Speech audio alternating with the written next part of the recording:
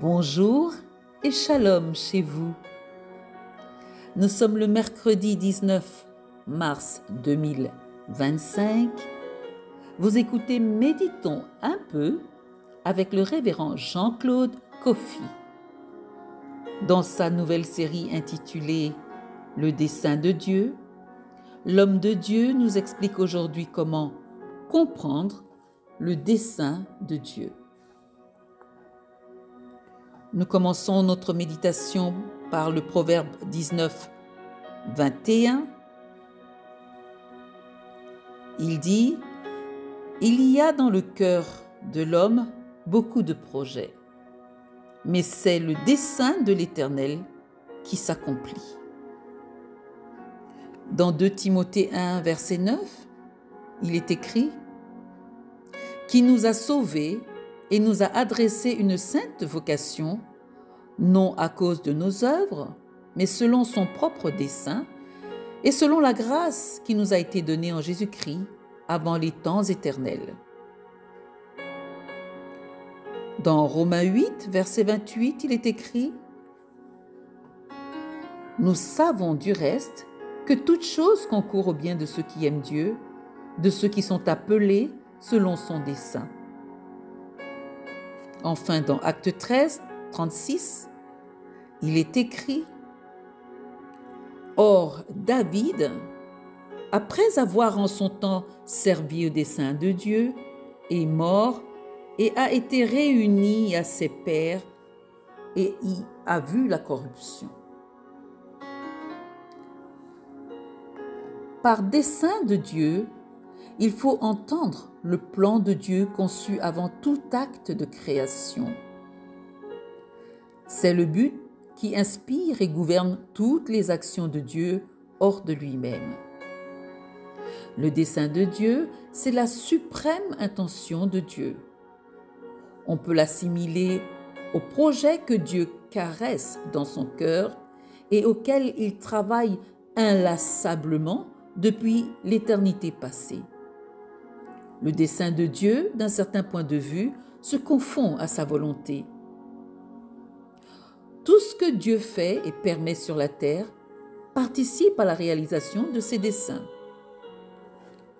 L'univers existe conformément à ses desseins. Les cieux et la terre ont été créés pour satisfaire les besoins des desseins de Dieu. Les archanges, les anges et toutes les créatures célestes existent selon ses desseins. Nous avons été créés selon ses desseins.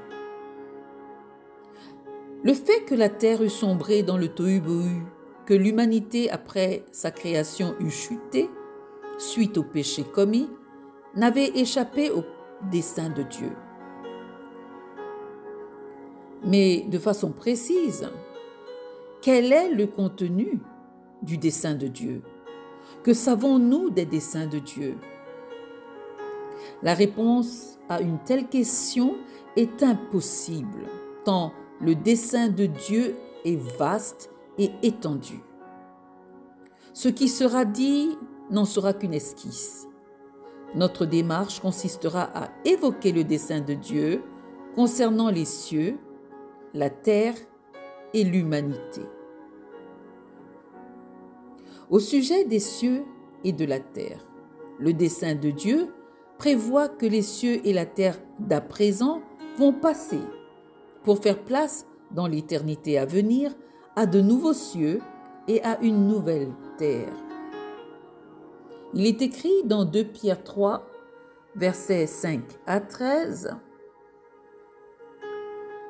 « Ils veulent ignorer en effet que des cieux existèrent autrefois par la parole de Dieu, de même qu'une terre tirée de l'eau est formée au moyen de l'eau, et que par ces choses le monde d'alors périt, submergé par l'eau, tandis que, par la même parole, les cieux et la terre d'à présent sont gardés et réservés pour le feu, pour le jour du jugement et de la ruine des hommes impies. Mais il est une chose, bien-aimés, que vous ne devez pas ignorer, c'est que devant le Seigneur, un jour est comme 1000 ans, et 1000 ans sont comme un jour. Le Seigneur ne tarde pas dans l'accomplissement de la promesse, comme quelques-uns le croient, mais il use de patience envers vous, ne voulant pas qu'aucun périsse, mais voulant que tous arrivent à la repentance. Le jour du Seigneur viendra comme un voleur.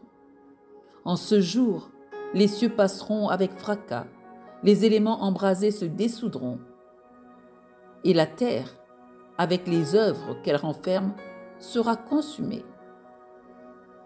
Puisque donc toutes ces choses doivent se dissoudre, quelles ne doivent pas être la sainteté de votre conduite et votre piété, tandis que vous attendez et hâtez l'avènement du jour du Seigneur, à cause duquel les cieux enflammés se dissoudront et les éléments embrasés se fondront. Mais nous attendons, selon sa promesse, de nouveaux cieux et une nouvelle terre où la justice habitera. 2 Pierre 3, 5 à 13. Concernant l'humanité, le dessein de Dieu est de faire en sorte que l'humanité qui va habiter la Nouvelle Jérusalem soit constituée uniquement des élus de Dieu. C'est pourquoi, depuis l'éternité passée, conformément à son dessein, Dieu a élu des humains qu'il a prédestinés. Éphésiens 1, versets 4 à 5 nous dit « En lui, Dieu nous a élus avant la fondation du monde pour que nous soyons saints et irrépréhensibles devant lui, nous ayant prédestinés dans son amour à être ses enfants d'adoption par Jésus-Christ, selon le bon plaisir de sa volonté. » Éphésiens 1, 4 à 5. Dans Romains 8, de 29 à 33, il est écrit « Car ceux qu'il a connus d'avance, il les a aussi prédestinés à être semblables à l'image de son Fils, afin que son Fils fût le premier-né entre plusieurs frères. Et ceux qu'il a prédestinés, il les a aussi appelés, et ceux qu'il a appelés, il les a aussi justifiés, et ceux qu'il a justifiés, il les a aussi glorifiés. Que dirons-nous donc à l'égard de ces choses? Si Dieu est pour nous, qui sera contre nous? Lui qui n'a point épargné son propre Fils, mais qui l'a livré pour nous tous, comment ne nous donnera-t-il pas aussi toutes choses avec lui? Qui accusera les élus de Dieu? C'est Dieu qui justifie. Romains 8, 29 à 33. En résumé, en ce qui nous concerne, nous devons savoir que Dieu a élu les futurs habitants de la nouvelle terre sous de nouveaux cieux. Ces élus ont été prédestinés. Ci-dessous, les étapes du dessein de Dieu concernant l'humanité. Élection, prédestination, appel, justification et glorification. Nous approfondirons ce point demain. À retenir, le dessein de Dieu, c'est son plan. Le dessein de Dieu, c'est sa volonté. Le dessein de Dieu, c'est le projet conçu par Dieu depuis l'éternité passée. C'est en fonction du dessein de Dieu que Dieu fait toutes choses. Je vous souhaite une excellente et fructueuse journée avec le Dieu qui surpasse nos attentes selon Éphésiens 3, 20. Votre serviteur Jean-Claude Koffi, ce mercredi 19 mars 2025.